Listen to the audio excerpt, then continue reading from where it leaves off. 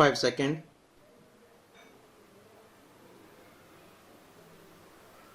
Start.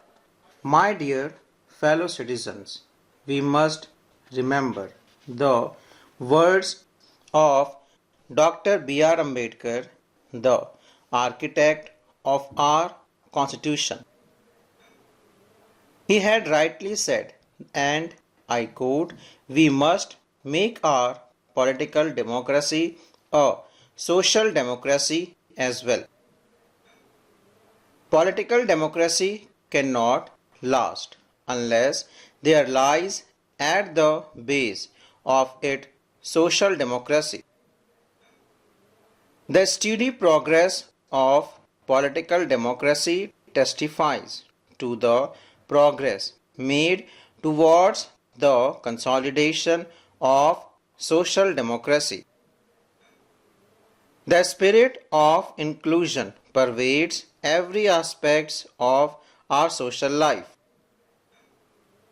Social justice is a top priority of the government, and it has taken a number of unprecedented initiatives for the welfare of the scheduled caste, scheduled tribes, and other marginalized sections of society. प्रधानमंत्री सामाजिक उत्थान एवं रोजगार आधारित जन कल्याण PM Suraj aims to provide direct financial assistance to the people from the marginalized communities. The प्रधानमंत्री जनजाति आदिवासी न्याय महाअभियान PM Janman has taken the form of a mass campaign for critical interventions to improve socio-economic conditions of particularly vulnerable tribal groups PVTGs. The National Action for Mechanized Sanitation Ecosystem Namaste scheme will ensure that no sanitation workers will have to manually engage in the hazardous task of sewer and septic tank cleaning. In our society, women are considered not only equal but even more than equal. However, they have also suffered from traditional prejudices. But I am glad to note that the government has given equal importance to women's welfare and women's empowerment. The budget allocation for this purpose has more than tripled in the last decade. Their participation in the labor force has increased. The most heartening development on this front has been the significant improvement in the sex ratio at birth. India is proud to be at the forefront of humankind's battle to save the planet from the worst effect of global warming. I also urge you all to make small effective changes in your life and contribute to the cause of dealing with the challenge of climate change. Speaking of justice, let me also mention here that in adopting the Bharatiya Nyaya Sanhita from July this year, we have removed one more relic of the colonial era. The new code is oriented toward ensuring justice for the victims of crime instead of focusing on punishment alone. I see this change as a tribute to the freedom fighters.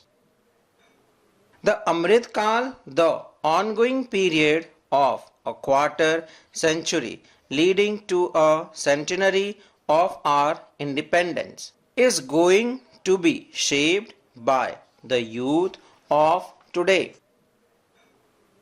It is their energy and enthusiasm that will help the nation scale new heights. Cultivating the young minds and creating a new mindset that takes the best of the traditions and the contemporary knowledge is our priority. To this end, the National Education Policy launched since 2020 has already started showing results. To harness their talent, the government has come up with initiatives to facilitate skilling, employment, and other opportunities for them. The Prime Minister package of 5 schemes for employment and skilling will benefit 4.1 crore youth over 5 years. Under a new initiative of the government, 1 crore youth will be doing internship in leading companies over 5 years. All this will be a foundational contribution towards building Viksit Bharat. In India, we view science and technology as part of the quest for knowledge as well as instrument for humanitarian progress. Our achievements in the field of digital applications, for example, are being used as templates in other countries. In recent years, India has made unprecedented advances in space exploration. Along with you all, I also eagerly look forward to the launch of the Gaganyaan mission next year, which will take a team of Indian astronauts into space aboard India's first human space flight. The world of sports is another arena in which the country has made great progress in the last decade. The government has rightly prioritized the development of sports infrastructure and it is showing results.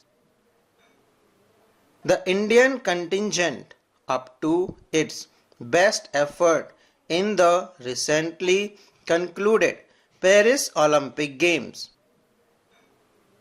I appreciate the dedication and hard work of the players. They have inspired the youth. In cricket, India won the T20 World Cup to the great joy of the large number of fans.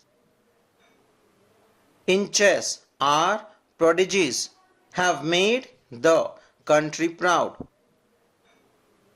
This is said to be the beginning of an Indian era in chess. In badminton, tennis and other sports, our youngsters are making a mark on the world stage. Their achievements have inspired the next generation too. With the nation all set to celebrate Independence Day, let me once again extend my greeting to you, particularly our brave Jawan of armed forces who guard our freedom, risking their lives. I convey my greeting to the police and security personnel who keep vigil all across the country. I also extend my greetings to the members of the judiciary and the civil services as well as the officials of the mission abroad. My greetings also to our diaspora. You are part of our family, making us proud with your achievements. Full stop.